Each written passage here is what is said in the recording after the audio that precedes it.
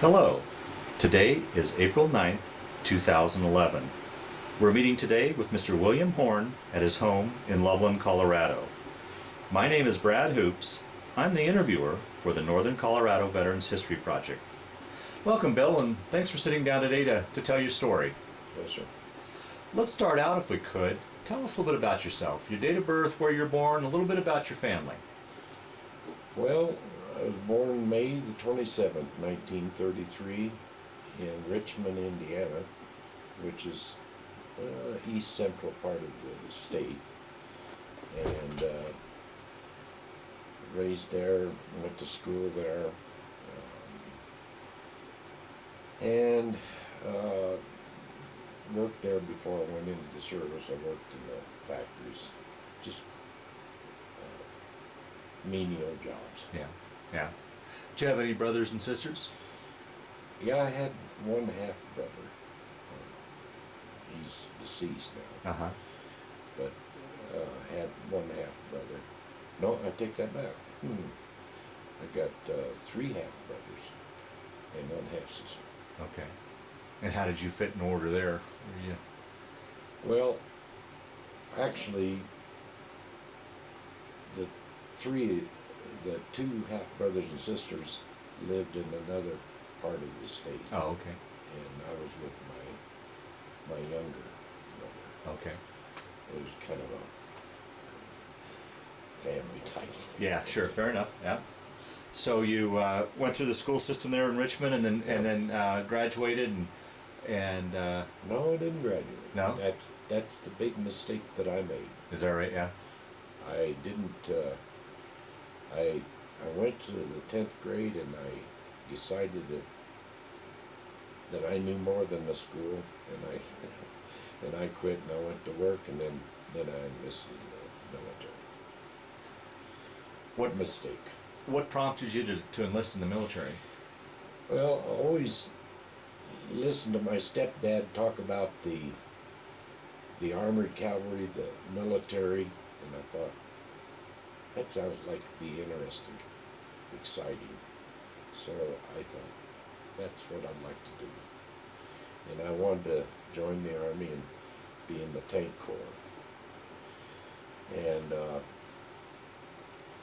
that was my goal, to be in the military and join the tank corps.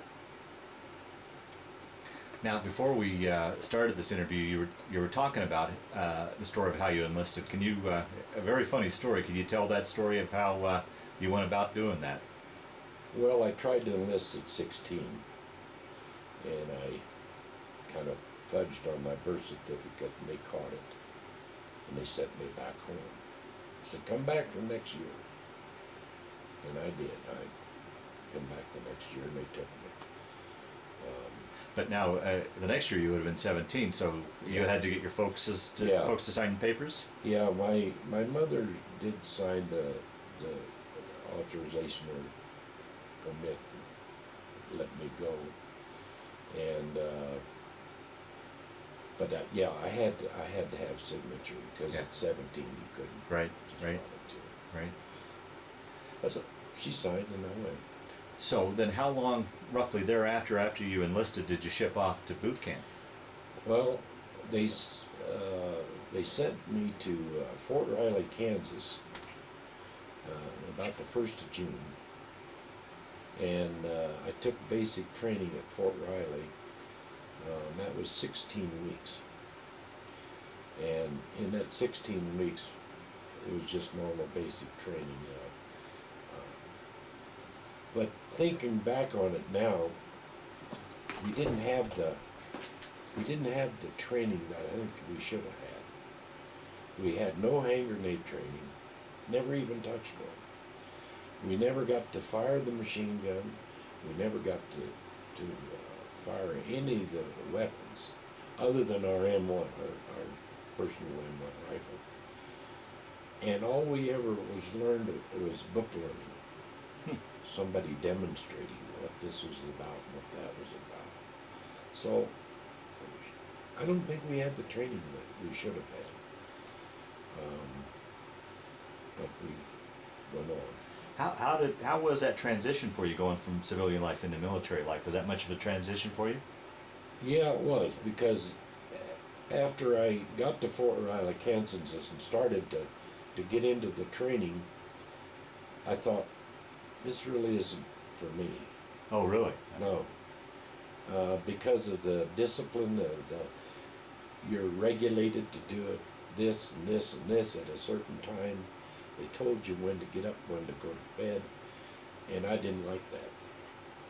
And I called my mother on the phone and I says, can you get me out of this? And she, of course, said, no. You made your bed, you lay in it. I said, oh, okay, if that's the way it is, that's the way it is. So I adapted to the routine. I adapted to it. And it worked out fine. I learned discipline. I learned to respect higher command, a higher authority. I think everybody should be in the military. Yeah. So now, from what I understand, it was during basic that the Korean War broke out. Is that correct? Yeah. Yeah, I went in 1st of June in basic, and that happened the 25th of June. But you know something funny? I don't remember anybody saying, oh, we're in trouble. It was just every day was usual. Mm-hmm. Nothing was really said about it. I mean, the cadre and stuff didn't say, this is what's going to happen, or this is what's happening. They never said anything.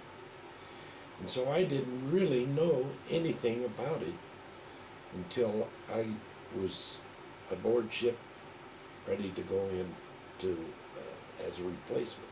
I didn't even know where I was at. Is that right? When I had my orders after basic saying FECOM, that was the Far Eastern Command, I had no idea what they were talking about. All I knew is that I was to be in Chicago to get on a plane for Seattle, Washington. That's all I knew. What it was about, where I was going, I had no idea. And I wondered if it was because I was so dumb and young that I didn't know. Yeah, right. You know? Yeah. But now, did you get a chance? Did you get leave between basic and reporting to Chicago to fly? Yeah, I had 10 days after basic. They gave us 10 days leave, and I, of course, went home and spent the 10 days. Yeah. And no one at home knew what it was about.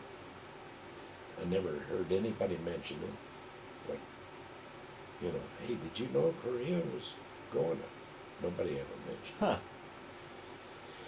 So it was just ignorance. Yeah, right, sure. Sure. So you get up to Chicago and catch that plane. Take your story from there.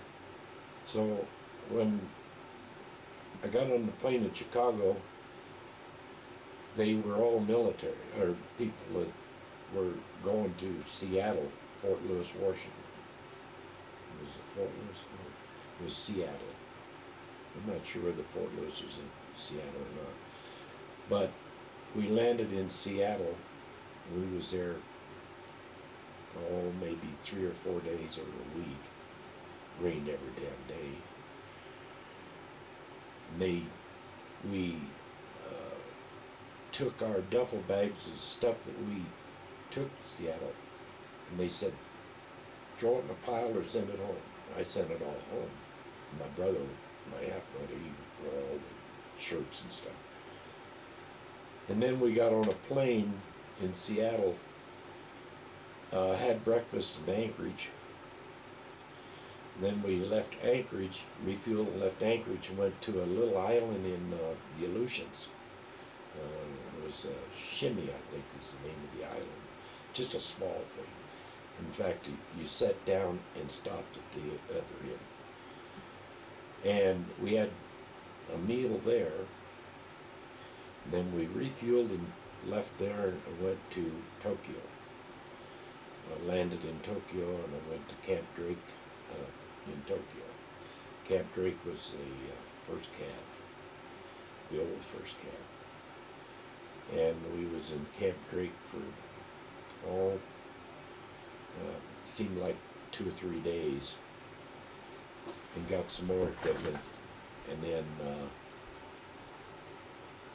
then we got on a train to some seaport, and I don't know what the seaport is. We got on this ship, and the next thing I knew, we were in Inchon Harbor. Wow. Roughly how long did it take you to cross over from Japan? From here, from the States to Japan? From Japan, from the harbor in Japan to when you got into Inchon, that boat ride? Oh, you know, it didn't seem like it was over a couple days, if it was that, because we went from the harbor in Japan, might have been Yokohama, I don't know. Yeah. Around the Sea of Japan, Yellow Sea, and then probably not more than about 2 days or maybe 3. How was that crossing for you? I mean, here's a Midwest boy from Indiana. Did you have any problems with your sea legs at all? No. Yeah. No, it doesn't seem like I did that Yeah. there. No, I never got seasick or anything. Yeah. But the thing that got me was when we were at the harbor of Inchon, there was still smoke from different places. Because this is when MacArthur went into Inchon, invaded Inchon. And we were sitting in the harbor, and I still didn't know where I was at. Now, Is that right? Huh? Believe that or not, I didn't know where I was at. I had no idea what was it about. Then we offloaded onto like an LST that took us, because Inchon Harbor was a high tide, low tide. Right. And they put us on an LST and took us in, and that's where we assembled, because we were all replacements from this ship. Every one of us was replacements. We weren't a solid unit or a consolidated unit. And then when we got into Inchon, then we lined up, and they called out so many people, and for 2nd Division, this division, or that division, and I happened to wind up as the 2nd Division. And then when we were in the unit the division we were going to be into, they come around and ask us what we wanted to do. Now that was strange. Said, do you want to be in the rifle company, machine gun company, with machine guns or what have you? 75. I said, I'll take the 75. Not knowing that the rifle company is a bad way to go, that wasn't in my mind. Why I said 75, I don't know. But that's how I wound up with Was 75 the mortars, or what was the... recoils. Oh, okay. 75 recoils rifles. And that was kind of a bad choice too, because that 75 was heavy. It took 4 of us to carry it. Wow. And knowing Korea, if you know Korea, is nothing but mountains. Nothing. See, very little flat lands. And it's up one side and down the other. Really a bad choice, but it was better than a rifle company, by far. And then we went from there to our respective companies and division. And when I really realized what was going on was when we got close to our unit, they got some orders come in, and everybody jumped off the truck. When orders come in, you don't sit around in the open, and that's when I realized this is serious. That's when I realized I was in something that I didn't realize I was going to get into. But you tend to start realizing what's going on after a little bit. Yeah. You don't take long. Yeah. Wow. But I was in the 9th Regiment, the 2nd Division. I was in the 3rd Battalion, M Company. M Company was a heavy weapons company. You got your 3 rifle companies, and then you got your heavy weapons. And heavy weapons company consisted of the 75 recoilless, your heavy and light machine guns, your 60 and 80 millimeter mortars. And that was just about all you had in there, heavy weapons. And they were a support group for the rifle companies. You didn't sit right up there with the rifle companies, you were back a certain way. And that was what the M Company, the heavy weapons company did. And it was quite an experience. I know the first night that I got there, and we was going up the mountain to the company area, and they were sitting on top of a ridge. Going up there, there was me and a fellow named Bill Hodson from Pennsylvania. We were going up, and he was carrying a guy down on a stretcher. And we found out after we got up there what happened to him. And he had got out of the foxhole to go down below the hill to relieve himself. And he came back up, and the guy that was with him woke up and heard him. And he got excited and shot. Oh boy. And he shot him. And he died from shock. But I thought, man, I'm not going to get out of that. Yeah, Know. what's going on in the mind of the 17-year-old with the mortars coming in and then seeing something like that? I mean, what were you thinking? I mean, well, you start thinking survival. What have I got to do to not get into a certain situation? How can I help myself be aware of what's going on? That's my phone. And you think in survival. You're scared, and you tend to think, well, these other guys, are they going to help you? And it's. And how was that relationship between you, replacements coming up, and the guys that were already there? Did they welcome you? I mean, did you guys? Always heard stories about the replacements not initially getting accepted all that well with the guys already on the line. Well, to tell you the truth, me and this Bill Hodson was the first 2 white guys in this company. Really? Everyone else was African American. We were the first 2 white men. Oh well, there's another angle that plays into it. That alone had us concerned, thinking that, because really the Army had been integrated or segregated all too soon before that. They started more in Korea than they did during World War II. Right. Because they feel like they had to integrate. But it had me and him really concerned as to, well, how are they going to treat us? I mean, we didn't have no animosity toward them because there was more of them. And, but I'm sure that they probably felt like, well, that white boy might save me. And we thought, well, that guy might save me. So we got along great. There was no, hey boy, you do this, hey boy, you do that. Yeah. There was none of that. Right. And it worked out fine. Oh, good. We was very, very comfortable with him. In fact, it was one of them that woke me up one night.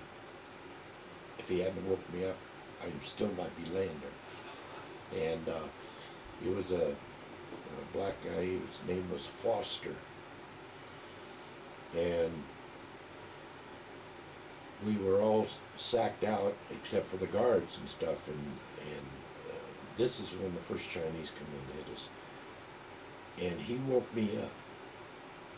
And after a while, you get to where you can sleep through anything.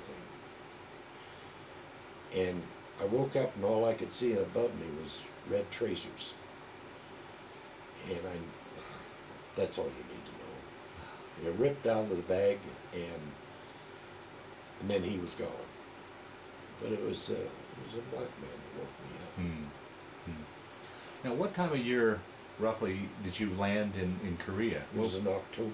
Okay, so the weather was still fairly nice then, or Yeah, it wasn't bad. yeah, Just like October anywhere. okay, Because the 38th, or around the 38th parallel, was about the same parallel as Chicago. So the weather was like fall. yeah, okay, Not bad at all. But that changed, of course, in yeah. November. Well, that was my question. So we'll get in. Changing in November. We'll get into that. Yeah. So you get up and join your unit, and then was this just right outside of Seoul, or where were you guys? Where was your unit when you finally met up with them? How far had you guys had they advanced when? I'm trying to think. We went from Inchon inland, and it was probably not knowing where I was at Yeah. to begin with. Right, Other than I knew we'd come in Inchon. right, It was north of there. I think it was probably not much past Seoul. I Yeah. really Oh, can't. yeah, remember. fair enough. Yeah. Was there quite a bit of damage from the previous fighting as you went there? Oh yeah, Yeah. oh yeah. There was hardly a brick on brick, because when they went in Inchon, the Marines and the Seventh Division, or I think it was Seventh or Third, but I know the Marines were in there. They tore it. It was tore up completely. Yeah. And of course, all the shelling from the ships pre-landing. Right. And there was not much left. But everything was, from then on up, was, other than the small little houses here and there, the bigger cities were just destroyed.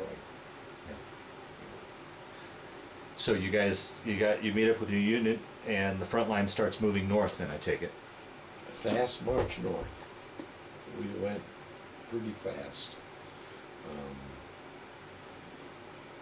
Did you meet much resistance from the North Koreans, or you Not pretty a- much overrun them pretty Not a easily? lot, not a lot. They Yeah. kept on the move, and they would stop every once in a while. You would get stopped, and then, like I say, I was in the heavy weapons company. Yeah. The rifle companies took the blunt, and they cleared things out, and we just went right along. It seemed like to me that we were kept in the back of the rifle companies, and as fast as they moved, that's how we moved. Mm-hmm. Once in a while we'd get stopped. I know one afternoon it was raining. I hate a cold rain. That's what I remember. It was raining and it was cold. And this was like somewhere around the 1st of November. And we was kind of halfway stopped on this one trail, road, and our chow truck came up, Jeep from the trailer. They tried to get you hot meals on. And this cook driving this Jeep come busting up there, and we tried to stop him, and he went right on by us and went around the bend, and a machine gun opened up and hit him, and he staggered back toward us, and he was hit. I don't know where he was hit. He was bleeding all over the front. And it wasn't too long after they took him back that we started getting a lot of artillery. And there was a culvert under this road. We all got into that culvert, and we was fine because we was in underneath. But he wouldn't stop. Hmm. But all of our food, our hot food, was up around the bend. And everybody said, well, gee, who's going to go up and get it? And all of a sudden, nobody was real hungry. So nobody went up and got that food. But the next morning, why, we got up there, but the food was all cold and froze. Yeah, but we moved pretty quick. Really moved pretty quick. So it was pretty much a good. You guys feeling pretty confident that this thing was going to be over pretty quick. The way you guys were. The way it was going, it seemed like to me, and we heard the scuttlebutt of, yeah, we're all going to be home by Christmas, because we was moving so fast and going so far that when we got to the Manchurian border, it was over. Yeah. That ain't the way it worked out. Yeah. Yeah. Now take it from there. When. Well, then we got to. I'm trying to think of the Sinajune. It was like maybe, as near as I can tell, 18 miles or so from the Manchurian border. And we got them all bottled up. It's going to be over. And the one night we stopped, we was on the move, and we stopped and we went onto this ridge or hill. We set the 75 up, and nothing was going on. It was quiet. Most of us went into our sleeping bags except for the guards. And this is the morning, or the night that they first hit us. And I jumped out of my bag, and this other guy, he was a white guy, he said, we got to get this gun off this hill. It was a 75 we crossed. And me and him dragged that gun by ourselves down the hill. Which normally 4 people would take to drag down? Normally, that's what's carries, 2 in the front, 2 in the back. And me and him dragged that down the hill and throwed it in a 3/4 ton truck. And we looked out off the top of that ridge of that hill, and there was some tanks on this dry riverbed. And it seemed like there was 4 or 5 tanks.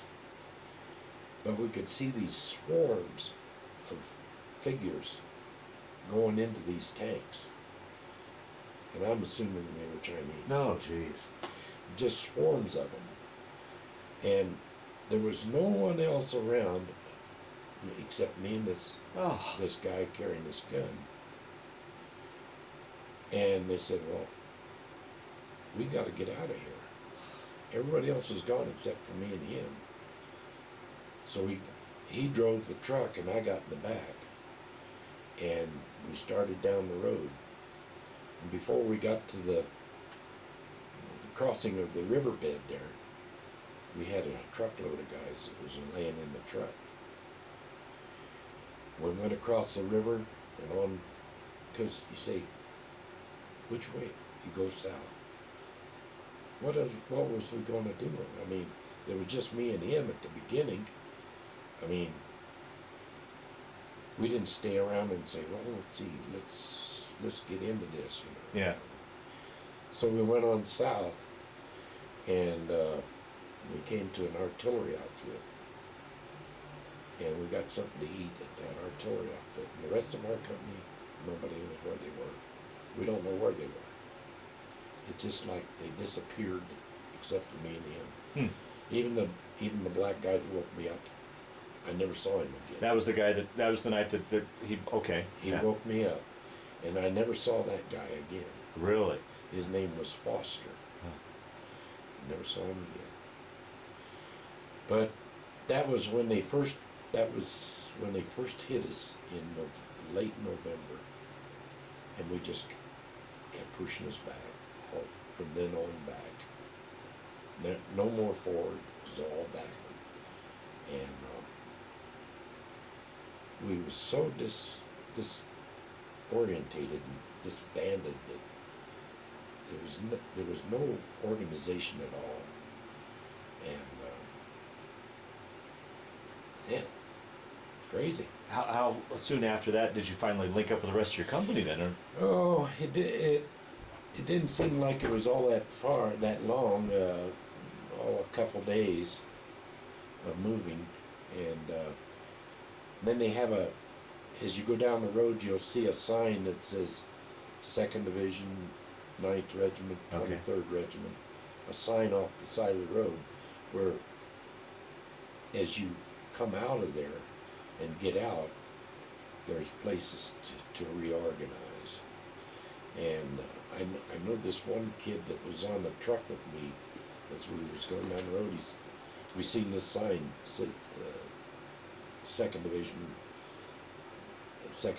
and it had the different regiments. I said, hey, we get off here. And this kid said, no, I'm going to keep going.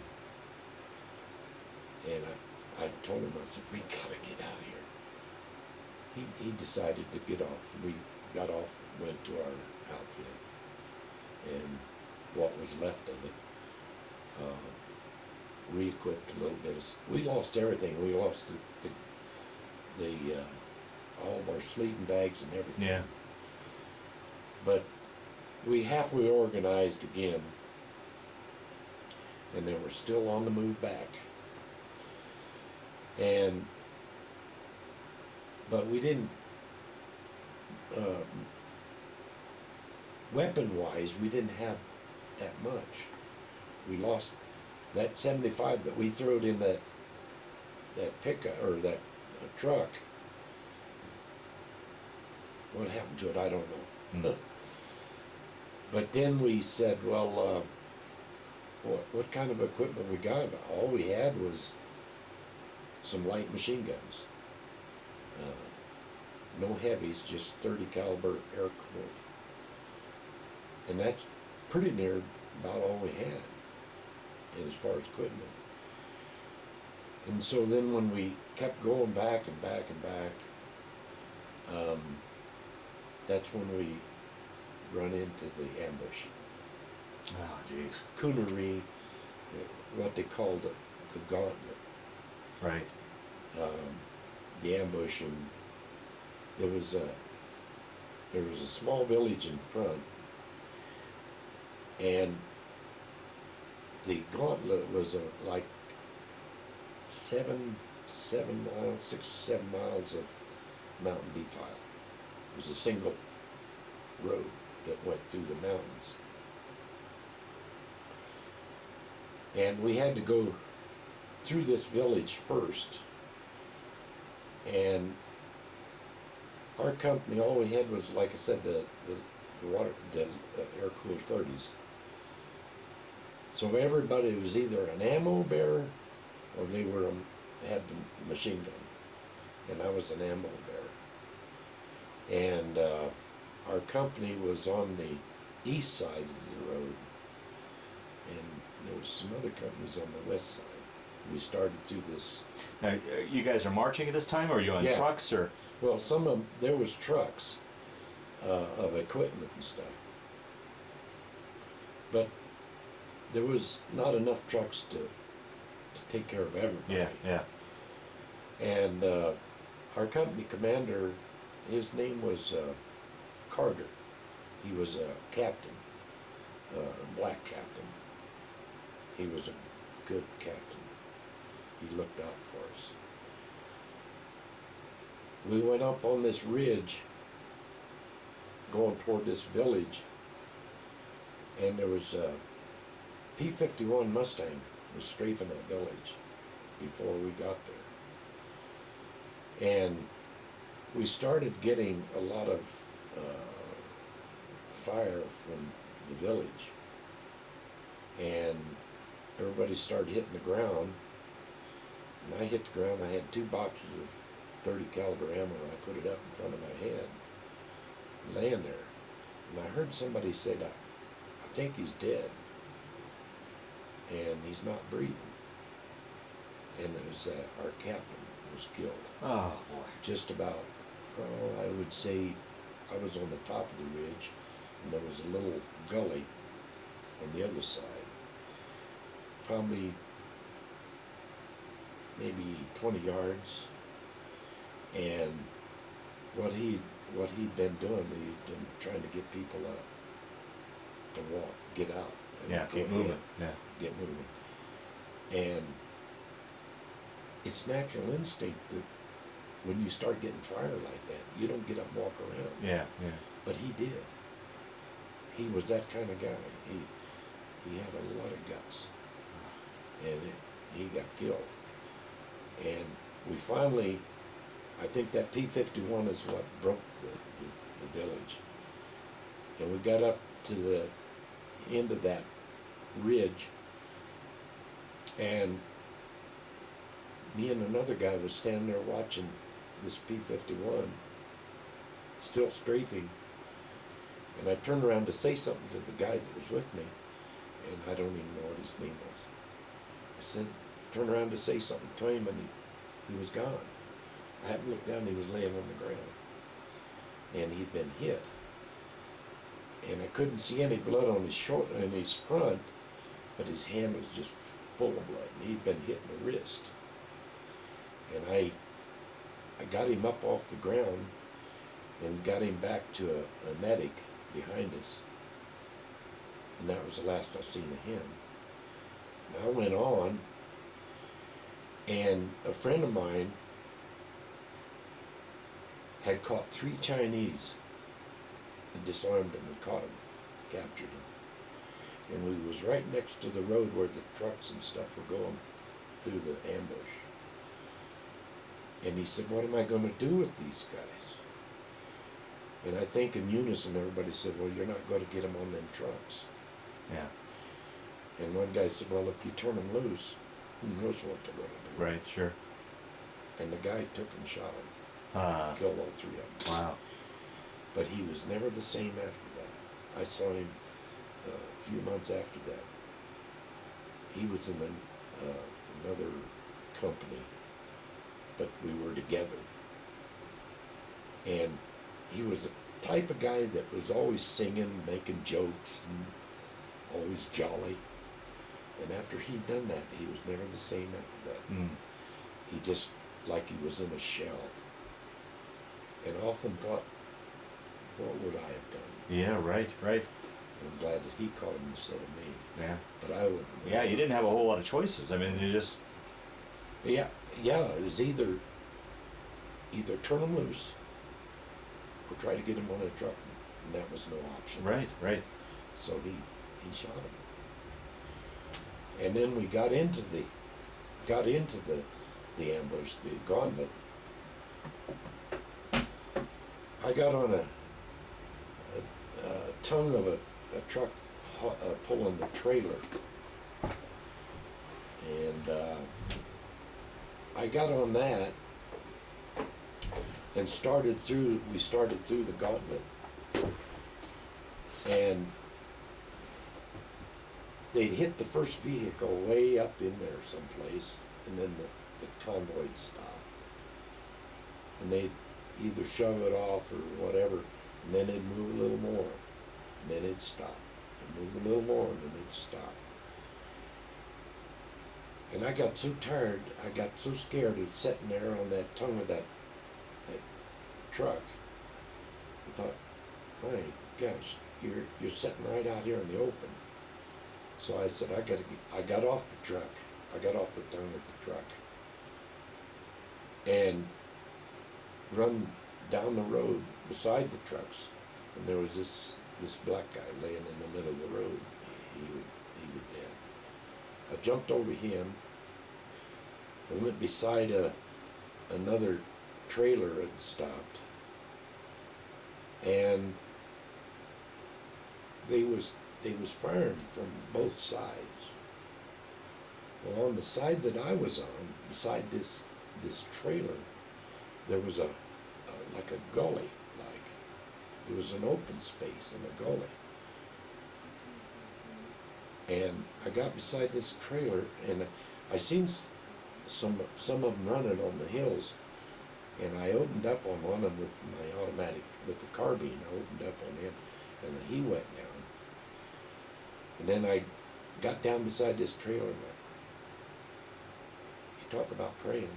I was really praying hard.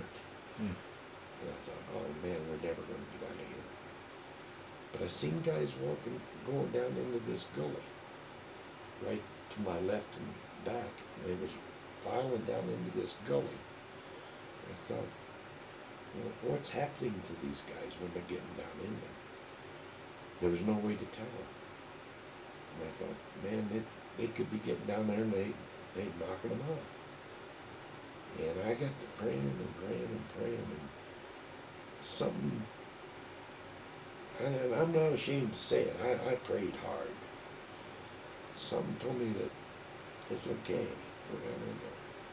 I went down in there with the rest of them, went down a good ways and out and back around, went around the gauntlet. I'll be darned, huh? The British was on the other side of the ambush. They was on the other side with tanks. They was supposed to come up halfway and meet us. They didn't. They sat down the other way. And there was a lot of guys laying in ditches up there in there.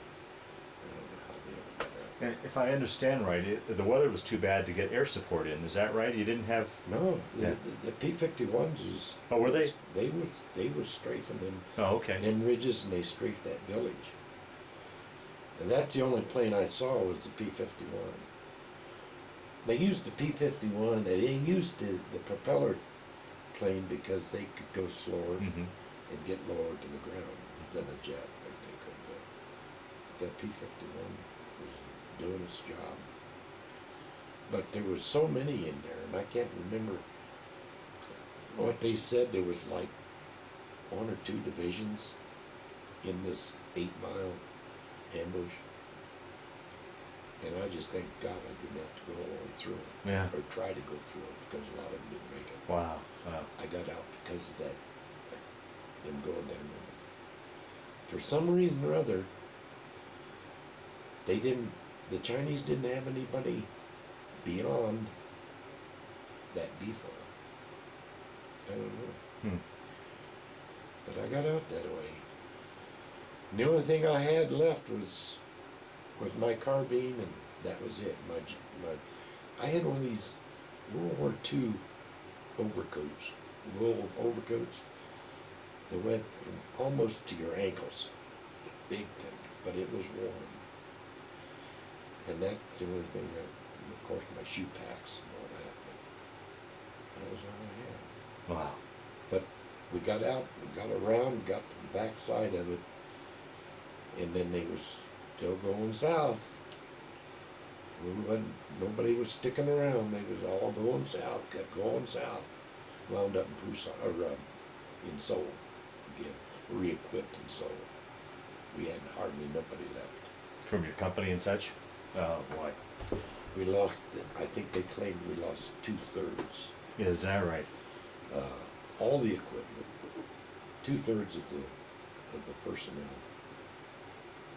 And we stayed in Seoul a few days. I don't know how many days. It wasn't too long. We got new 75 recoillesses. We got new equipment. Just trying to reorganize. I don't know. We just kept moving south. After we was re-equipped, we kept going south. They just kept pushing us back, pushing us back. We went, where'd we go? We went a good ways back. And then finally, I think it was Ridgeway said, this is as far as we go. And that was when we stopped. How was morale generally during this time? With what? How was morale with everybody during this time as you guys were getting pushed back? Well, I think it was maybe you thinking of survival. Yeah. I mean, how far are we going to have to go, or how much more? Yeah. How harder are they going to hit us? You know, and it was more of when's it going to end? You know, it was really crazy. We seemed like There was one time we marched all day long, all day, not in trucks, we walked, clear up till 1, 2 o'clock in the morning. And they finally said, we got to stop and rest. And guys just laid down and went to sleep. And I had this big, like I say, this big wool Horne overcoat. And I curled up in that thing, and I was out. You was so tired. And the next morning, tried to get up, and I couldn't get up. I couldn't get on my feet. And the medics was around, they had that one doctor there, started checking people's feet, and they take them shoe packs. They were rubber on the bottom and side, and then leather from your ankle up. And they took them shoe packs off. My socks was solid ice. They was just solid ice.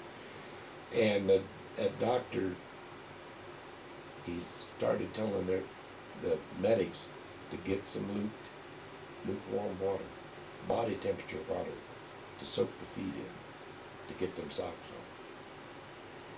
on. And we was supposed to have 2 pair of socks on your shoe, on your foot, and 1 pair in your vest, so that when you stopped, your feet sweat. When you stopped, you took that dry pair and put that on, and then took the wet pair and put it. Well, the supply said, you guys will lose them, so we're going to keep them, and when you need them, we'll give them to you.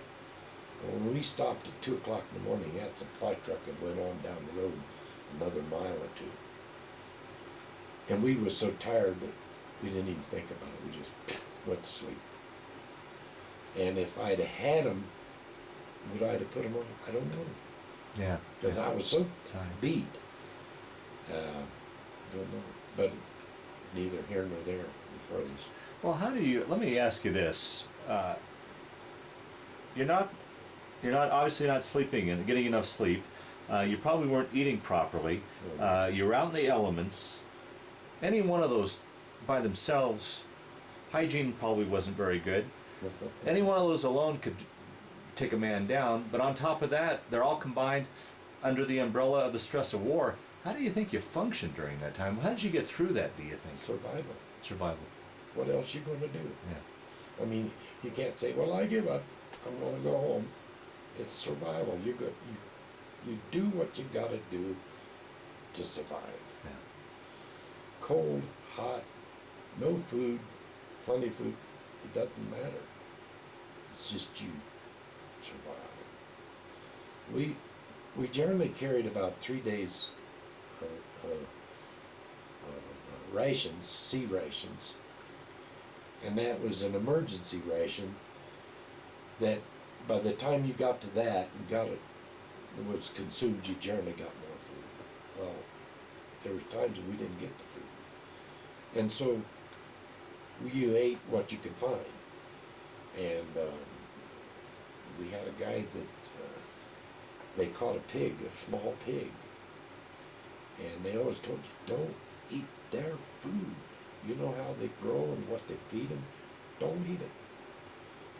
And we so hungry, they fixed this pig, they boiled it. This lieutenant come by and said, what are you doing? We got this pig. And he was the one that told us, don't eat it. He said, do you want some? Yeah, I'll take some then. He was ready to eat. Wow. We had a guy there that said, all you have to do is take your steel helmet, put water in it, build a fire, and boil rice. That's good stuff. I mean, it's something to eat. So we did that. We had these sea rations. We had these little cakes of cocoa, what they call cocoa. We saved some of those up, and we took them cakes of cocoa and put it in the rice, like rice pudding. Thing of it is, we didn't wash the rice right, and the rice had droppings in it. Oh no. Yeah, that got me. In Sewell, I didn't make it to the latrine, man, I tell you. I couldn't get out of my sleeping bag. The sergeant told me, get up. I said, I can't, he got no clothes. So he got me some clothes, we was alright. So Bill, where we left off then, and you guys had retreated back or moved back until the point where Ridgway said, okay, this is where we stop. Take the story from there then. Well, I think not knowing the exact time and Yeah, sure. thing, it seemed like to me that we was in reserve quite a bit of the time.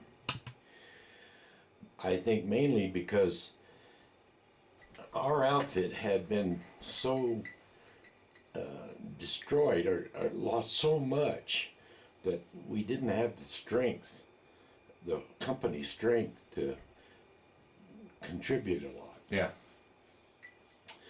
So they tend to put us in reserve and try to build the company numbers up.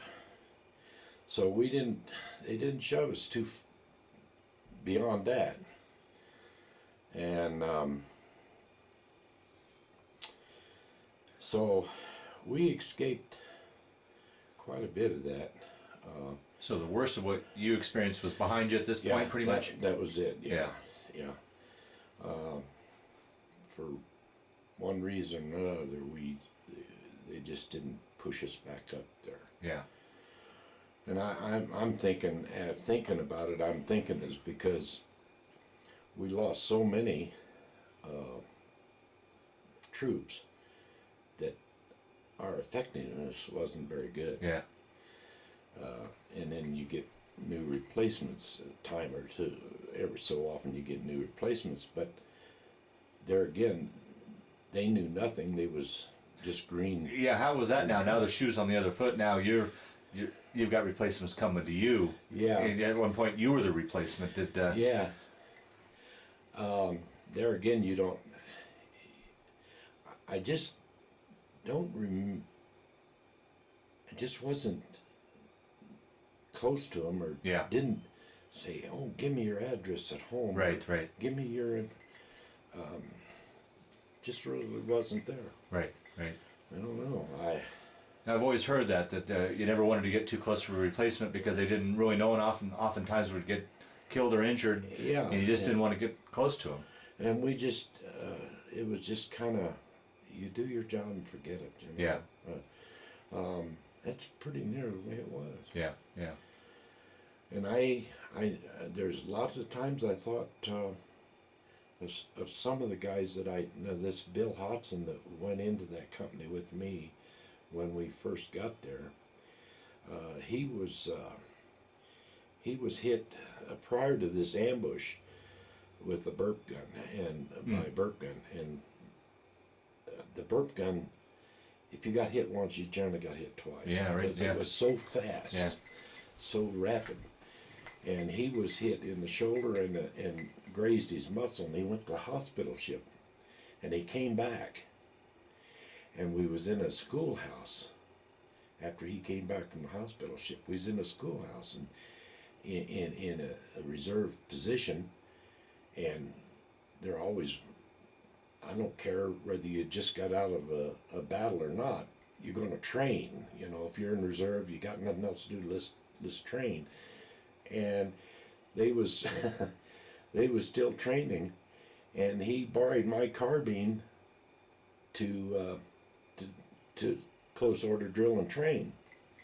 And we was in this old schoolhouse, and he came in from training, and they said, well, it's chow time.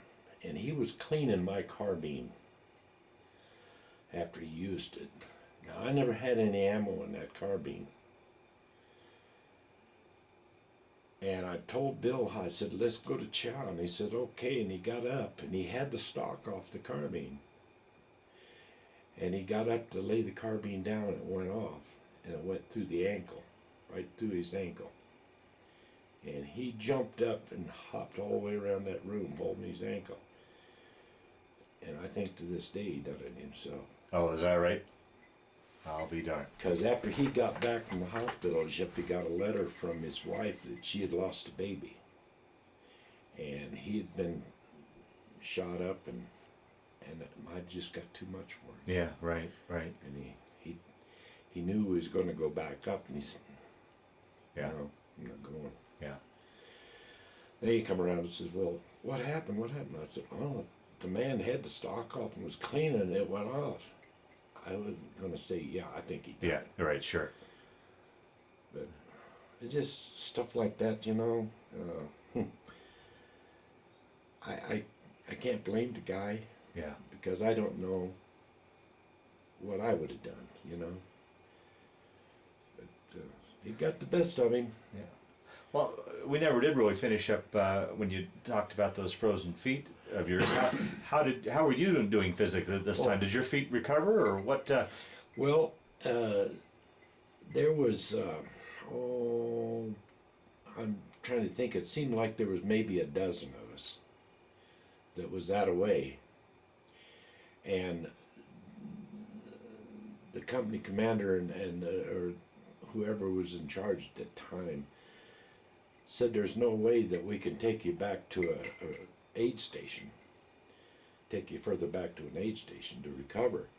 So he said, because I don't know whether it's the 23rd or 24th Regiment was hit pretty hard, and they had a lot of wounded people. And he said, we need these vehicles to get those guys out. And you're not wounded, you're incapacitated, but you're not wounded. Yeah. So we need them vehicles. You know, of course. So, but what we'll do is we'll put you in this Korean hut, this shack, and we'll leave an able-bodied person to bring you lukewarm body temperature water 3 times a day, or twice a day, or whatever it was. And he said, all you do is kind of soak them and massage them and soak them and massage them, and see if you can get by that way. And then, of course, the guy that he left in charge, he went to, we was not too far from the main supply route, and he'd go down on the road and get us sea rations. And so after about a week and a half, we got to a place where they felt fine. I mean, as far as skin wise.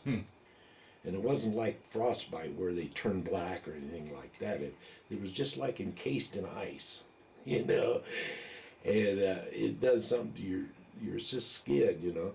But we finally got to the place where we could, you know, put our boots on and walk around. And then, of course, then we went back to the outfit. And I don't know.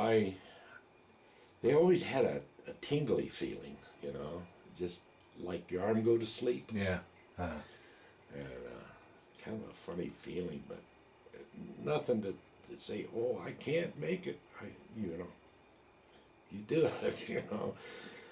But it worked out all right. Yeah. So now your company's back in reserve, by and large. How much longer there were you then in country? And Well, I think it was in like March or April. We were still trying to rebuild the personnel, and then R&R come along. They said, well, you know, and then they got a rotation system set up. You got so many points for combat, and if you were in the rear, like division headquarters or some way in the rear, you only got so many points, and that's how they decided when you could go home or rotate. And nobody knew at that time, or I didn't know how many points you had to have or how they broke down the points. All I know is that they had a rotation. That was all I knew. How would they keep in track of this? I mean, with the chaos of Well, war, how a person could. I don't know. I guess if you were in division band, they know that Yeah. you weren't Right. in the front lines, and you only got so many points. If you were in 8th Army headquarters, you only got so many. Gotcha. But if you were in Able, Baker, George, M Company, they knew that you were in a frontline unit. Oh, okay. And I guess that's how they figured the point system. Okay. And so all I know is I got my points all in by July. So I spent from October to about the second week of July, and then I got rotated. Of course, I got my 5 days R&R in Yokohama or Osaka. Oh, so you went over. What was that like? Here's an Indiana boy in Japan. I tell you, they had a whole plane load of us. I mean, they just wouldn't send one guy. Yeah. They had a DC-3, the old Goonie birds, and had a whole plane load of us, and they flew us to Osaka. And you went right into Osaka. You got clean clothes, a shower, American food. Man, that was unbelievable. And I thought, geez. And I can understand why some of them decided not to go back. They hid out. Fair enough. Yeah. And when I was asked to not go back, and I thought, I can't do that. You know, I mean, sure, I could stay in Japan and hide out, but I'd hide out for the rest of my life. Yeah. Right. And I said, no, but I could go back and maybe the next day I wouldn't be around. Yeah. Once again, not a lot of good choices there. Huh? No, it really wasn't. But it was nice for the 5 days I was there. Oh my gosh, what a time that was. And that was a good thing. But it was a good thing in one way, but bad in another. Yeah. Once you got there and was enjoying everything and life again, I don't want to go back. Yeah. Yeah. Yeah. Right. Right. But I went back and put in the rest of the time and rotated out. Now, this was a UN conflict. Did you ever deal with any other? You said the British. Was there any other nationalities that you ever interacted with? Other than the rocks that we had with us, Yeah. the South Korean soldiers, Right. they split them up after a while. They split them up and put us with us, because if the Chinese hit, they generally tried to hit the rocks because they know they could scatter them, and it left everything open. So they split them up with us, and we had some of those with us. But other than that, no, the British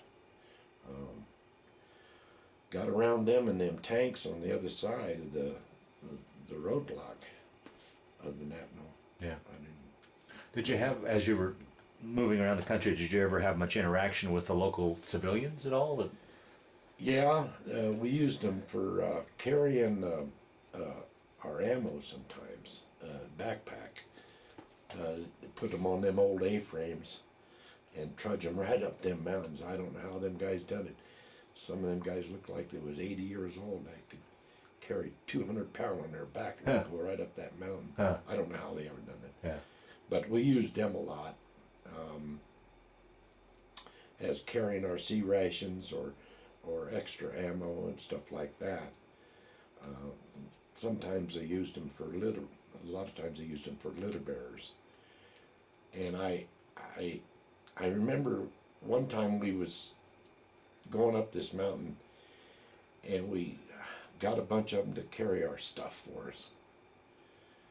And we got to the very top, and generally when you use them like that, you give them C rations. They was hungry too. Yeah. Give them C rations, and they was happy. And we got just about to the top, and some outfit had a lot of casualties, and they grabbed him, the litter bearer, and we didn't get any C rations. They all up there, and then somebody else grabbed them, and they didn't get any C rations from us. We felt kind of bad, you know. Yeah. We used them and then didn't give them anything to eat. I said, geez, that wasn't right. Yeah. But they was quite the people. Yeah. And I met another guy one time, and I can't remember when it was.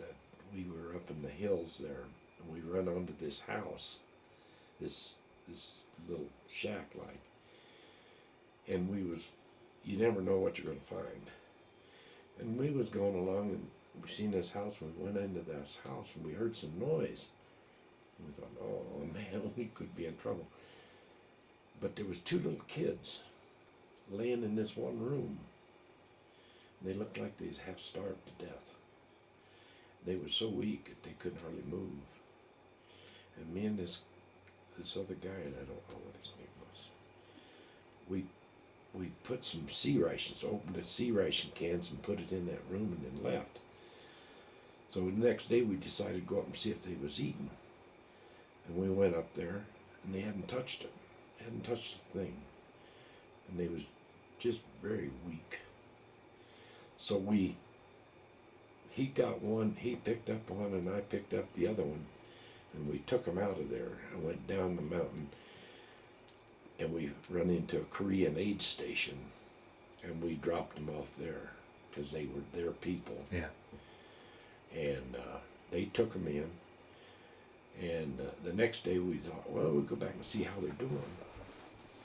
Went back, and the girl, there was one girl and a boy, and I carried the boy. And the girl was doing fine. She was setting up on a mat or something, but just talking and yakking. And I asked him, well, where's this boy? You know, I made the sign. He said, out the back. So I went out the back, and he had died. They put a rice bag over the top of him. He didn't make it. But that girl made it. And I thought, you know, it's a good thing we found them when we did. Yeah. Because they would both die. Yeah. Yeah. You know, she made it. Wow. This is things you run into. Yeah, I mean that kind of stuff you don't prepare. You're never prepared for war, but I mean to have something like that too added you to know, it. we could have easily said, well, you know, well, they're Korean, so that's their hard luck. No, we couldn't do that. Yeah, wow. How was it as far as communication back from home, as far as mail and such? I mean, as you guys was. You know, or just communications from home. Were you getting word about just what was going on in the world, and you're just isolated like that, huh? Yeah. Your world was right there that day. Yeah, yeah. Right after the ambush that we went through, somebody came around and said, "We want you to send a telegram home, saying that you're okay, that you made it, you're fine." And so everybody was supposed to give their address, city, street, same, and whatever, and say you were okay. And you know, I don't know whether they ever got that or not. Oh, is that right? But we all sent one. Yeah. I sent one home, and I don't know if I can't even remember my mother saying, "Yeah, we got that telegram." Never even thought about it after I got home. Not like soldiers these days that can sit down with an email and instantly. Yeah. I thought about that. The way they're doing it today, you know, they could even get on a cell phone. Right. Yeah. Jeez. And I thought about times of the equipment they got today that they didn't have then. Yeah. If we had all had a night scope, how much difference that would have made. A night scope. Because there's one night that me and another guy was sitting on this railroad, right on this railroad. And he had a BAR and I had my automatic carbine. And it was darker, you couldn't see nothing. And me and him was sitting there whispering, talking. And we looked up, And coming toward us was this figure. You could just barely make out that it was something moving. And he got within probably maybe 15 feet from us. And we halted him, and he took off running. Run right between me and this guy. Run right between us. And we knew that wasn't right. So the guy at the VR, he let out on him, and my carbine, I let out on him, but my carbine jammed after about 4 or 5 rounds. And the sergeant come running out there. What's going on? Oh, he was, what's happening? We told him, Sergeant guy got right up on us and ran right through us, and he was mad. Well, we didn't see him, it was dark. Yeah, right.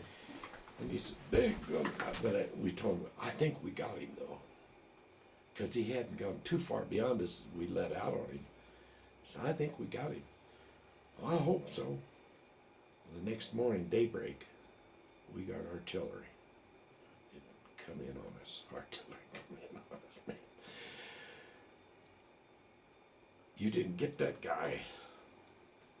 What he done, he Went back and gave the told position. where we were at. Oh boy. And all that sergeant was mad. You should have got that guy. Yeah, but it's dark and he's running. Yeah, yeah. What's that like? What's it like? I mean, for particularly people like myself who've never been in battle, to be in an artillery barrage like that. What?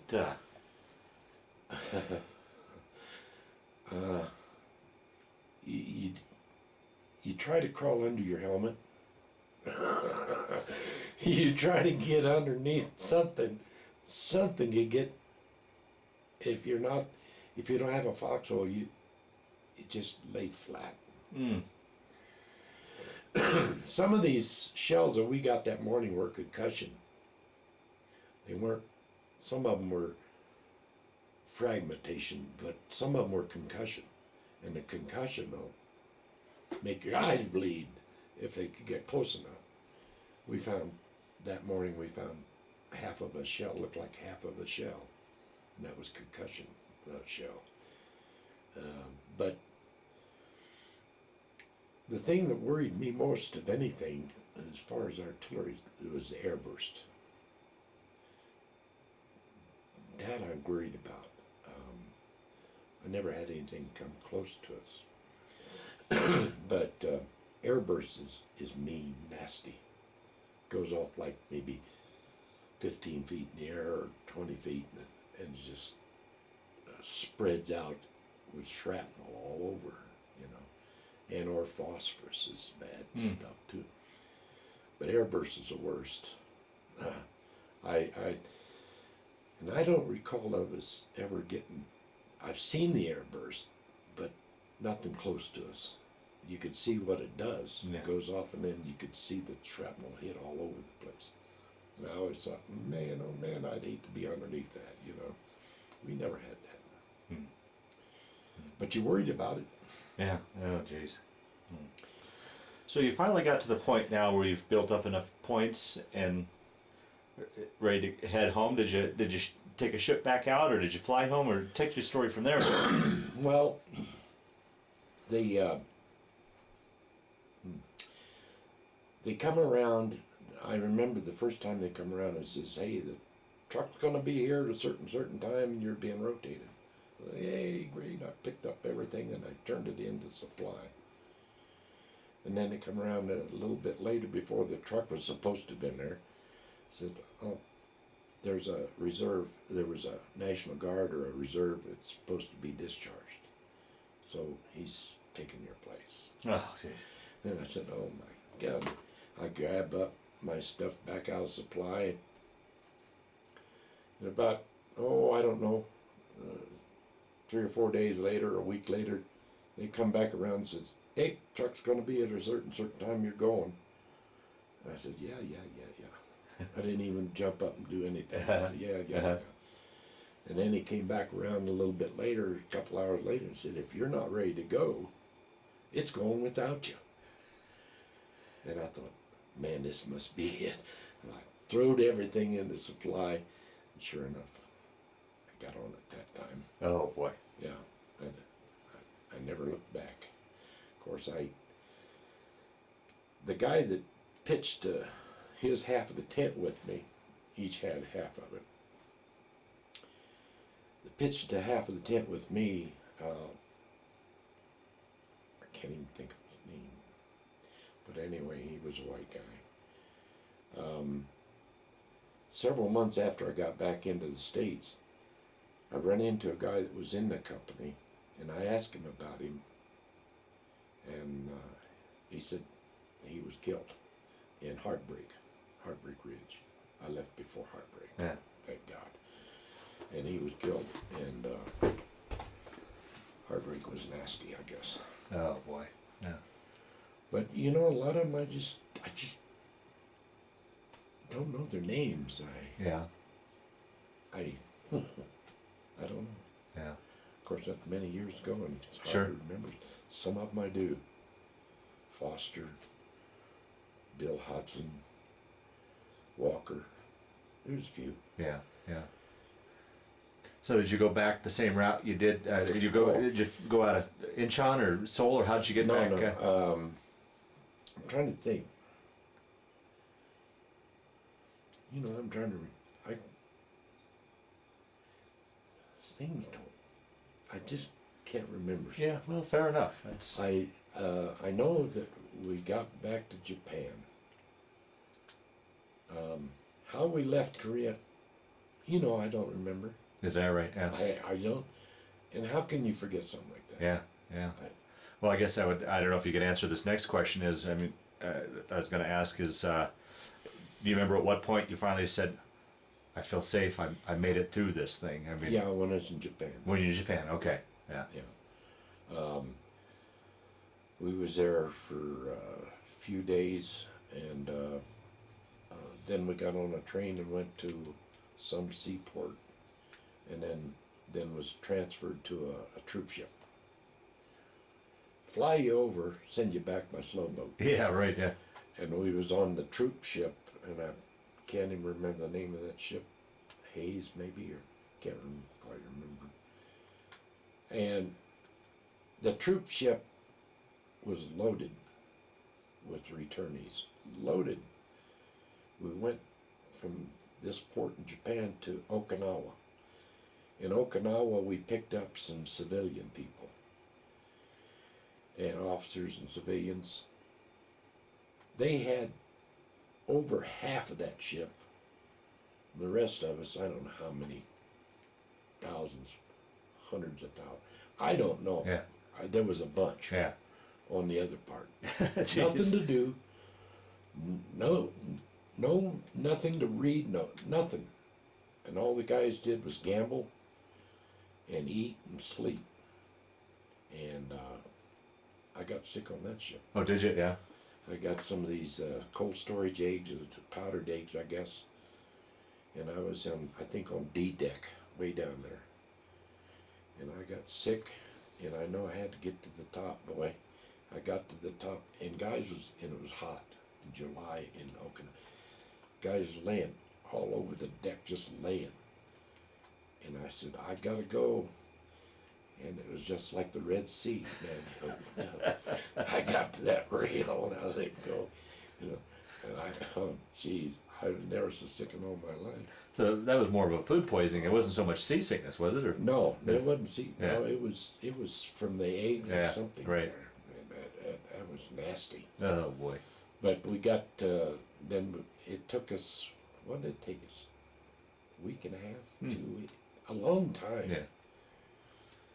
We pulled into San Francisco, Camp Stoneman, California, and pulled in there during the afternoon. We couldn't go on in until the next day, and you could see the lights of San Francisco at night. And man, oh man, this one guy during the day when we first pulled in, it was daylight. He said, I never seen him do it, but somebody said he jumped overboard and was going. He was swimming. But I didn't see it happen. I Yeah. don't know if it did or not. Yeah. That's what they said. He couldn't take it anymore, and he just jumped and was going to swim in there. I debarked there and was there 3 or 4 days and got new clean clothes and got my papers and some money and off I went. Were you discharged there? No, Oh, okay. no, I got my 30-day leave Oh, okay. and went home. Now, how was that? Kind of reverse question of one earlier. After all you'd been through over there, and you're back in really in America, back in civilization, was that much of an adjustment for you to go from the Yeah. conditions and battle to civilized, quiet America? How was that? How was your adjustment for that? It was wonderful. Yeah, yeah, I mean, it was just wonderful. You didn't. Oh man, I tell you, it didn't take me long to get back into feeling good. And you know, I know the first afternoon I got home, they had my mother and stepdad had moved from where I had enlisted in Richmond to another small town, Centerville. And I'd never been to that house before. And I wasn't even sure that that's where they lived. And I knocked on the door, and my stepdad answered the door, and I knew, well, yeah, I'm home, you know. But we was sitting in there drinking beer. My half brother, he was younger than me. He was still in school. He came in from the back door. Oh boy. And it was one of them screen doors. Yeah. He came in the back. I was sitting there drinking a beer with my stepdad and was talking to him. Little brother came in and that back door slammed. Oh jeez. And I mean, me and the beer was on the ground, on the floor. And I said, Jesus, I couldn't handle it, you know. 4th of July for a few years afterward, I couldn't handle the 4th of July because of the noise. Well, how is it? I mean, today we know about post-traumatic stress syndrome, and that's been diagnosed and such. Do you think you had any of that? I mean, do you have nightmares and any of that? No. Or, how was your adjustment all over the long term, I guess? Well, no, not really. I had a few dreams afterward, nightmares. I remember this one dream, still remembered today. I was laying on the ground, my head turned sideways, and all I could see was these big black boots. And I could feel a knife point in my back. And I could see these black boots, and I didn't move. And I could feel this this bayonet point in my back, and I felt it push on through. I had that a few nights, but it wasn't very long. But I can remember that dream today. I mean, just to lay there and feel that, you could feel that blade going through you, and I thought, oh my God. I'm glad I only had that a few nights, but I did have that dream. I'll be darned. Yeah, but other than that, no, I fit right back in. Yeah. Well, let's talk then a little bit post-war about what you did after you got home and then went on to do his career and family, and talk a little bit about that. Well, I after I got home, I had my 30-day leave, and that was when I met my wife. Walking down that little town, and I met her. Then I was to report into Fort Knox, Kentucky for reassignment. And I was there, I don't know, maybe a couple weeks. And I got reassigned to Fort Jackson, South Carolina as a training cadre. And I hated Fort Jackson, South Carolina. I just hated that place. And I thought, I got to get out of here. I put in for a transfer.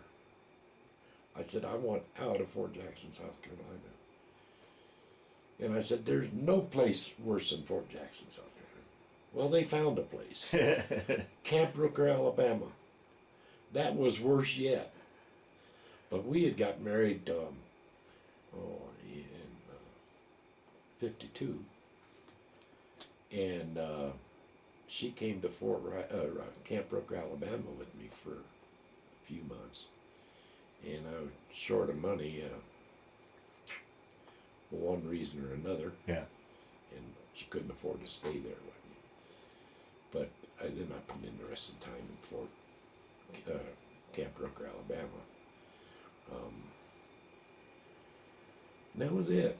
Yeah. They my discharge time come around, they called me in and says, you know, you've got to spend so many years in reserve. And I said, no. I wasn't a 17-year-old like I was. I said, no, I volunteered and I don't have to put in reserve time.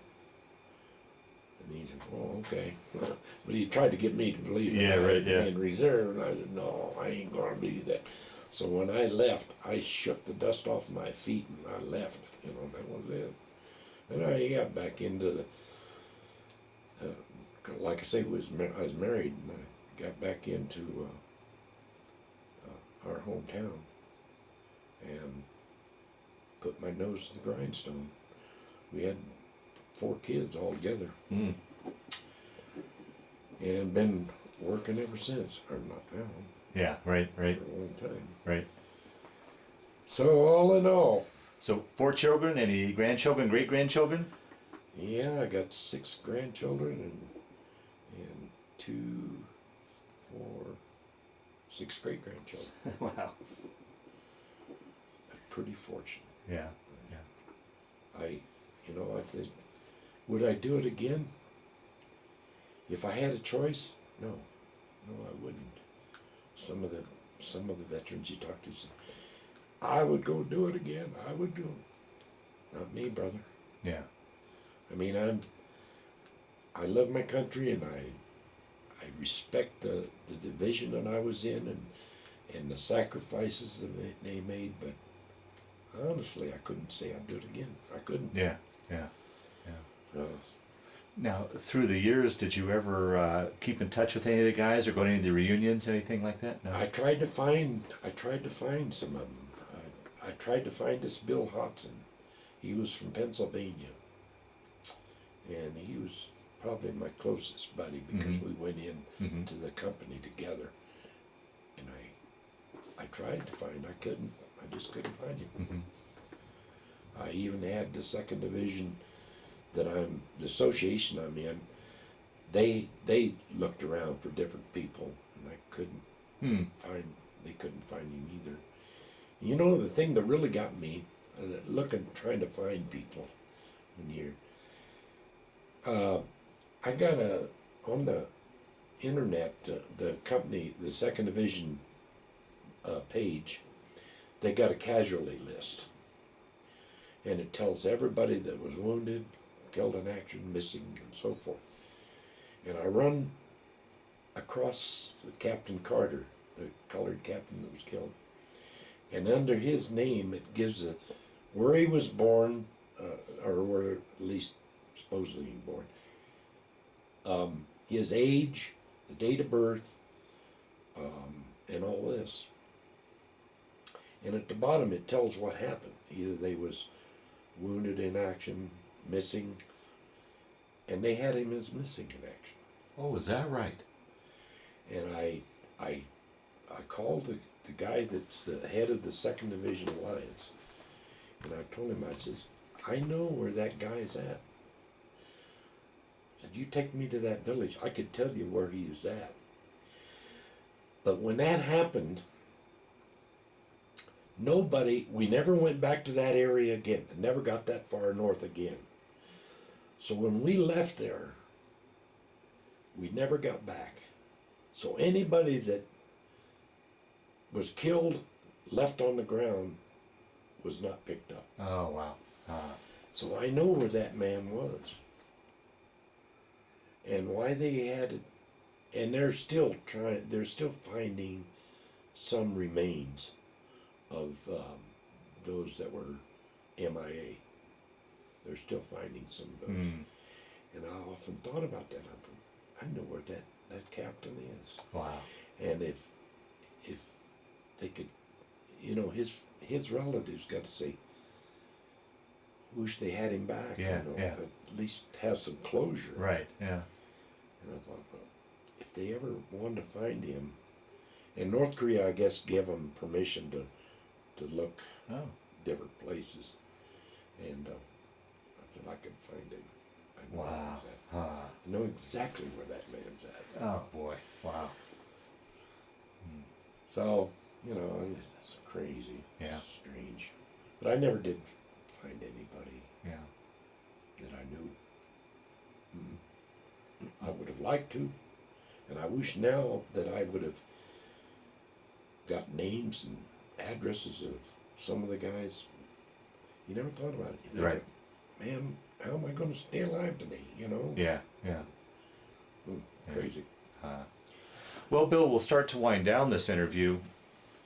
Is there anything that I didn't ask you that you wanted to talk about, or any other stories that have floated up as we've been here talking that you wanted to talk about? So hopefully we've captured your story as best we can, or do you think we did a good job of grabbing it? I think that covered most of it. I mean, other than I know there's little things that's happened that was kind of funny and different times, but it pretty near captures most. Okay. I know I'll say one funny story I remember. Okay. We was camped, bivouacked on this area that had a nice big river running close to us. And it was in, I guess, May or June, something like that. It was warm. And there was a sandbar out into the river was split with a sandbar out there. And some of the guys was in the water swimming, bathing, whatever. And this one guy looked up and said, "It looks like a daggone donkey over there." He looked up and sure enough, it was a daggone donkey on this sandbar. And this one black guy says, "I'm going to go over and see what that over there." And he swam across the river, got over to that sandbar, and he says, "There's a daggone dead Chinese here." And he said, "Looks like he's got new clothes and stuff laying." And he put the padded uniform on as a souvenir. Tried to come back across that river. He went down like a rock. And so a couple guys jumped in and got him out of there before he drowned, but he went down like a rock. I thought, what a dummy. Put a padded uniform on and get it. That was so funny. Oh, gosh. Yeah. Well, one of the last questions I always like to ask with these interviews is, how do you think that experience affected your life, played a role in your life, changed your life at all? Or did it? Or was it just simply a chapter of your life that you went through? How do you think you'd answer that? Well, it made me realize that the sacrifices that guys make, that we have no idea of their sacrifices,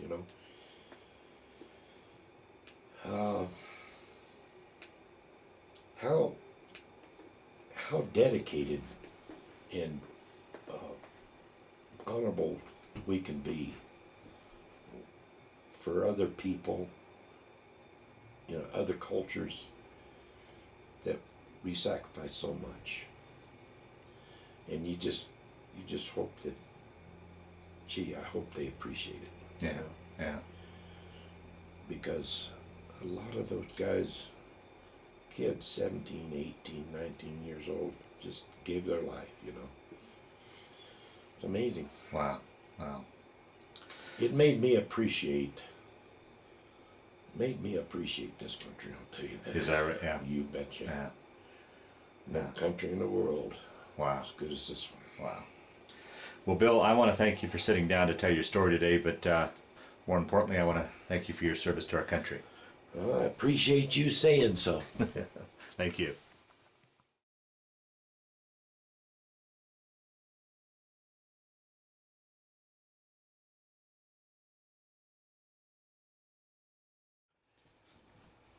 Yeah, that's the 75 recoilless that we had.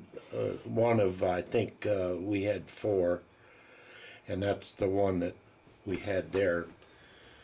And we was in reserve at the time. And that's you posing with it? Yeah, and that's the other gun we had covered up with canvas. Okay. This is the fellow that had the other half of my tent. He came in as a reserve after I'd got back, after our company had reorganized, but I was told that he was killed at Heartbreak Ridge. Okay, Bill, could you describe here your shadow box and what you've all got in there? Well, I have my regimental crest here. I have the 2nd Division Infantry patch there on the other side. The CIB. Yeah, very important badge. Yeah, that's, and then this one was awarded anyone that was in the Korean War. It's from South Korea. Uh-huh. This is the UN the UN medal, and this is the Korean ribbon. Okay. And then below your CIB, is that a marksman Yeah. badge? Okay. And then you've got, I noticed 3 pictures down at the bottom. Yeah, just some more of the 75 recoilless, and this one to the right is the when I was in Camp Rooker, Alabama. I was a cadre in Camp Rooker. Okay. Love that Coke. Well, I can't believe I was that young. I just turned 17, maybe a month past 17. I'll be darned.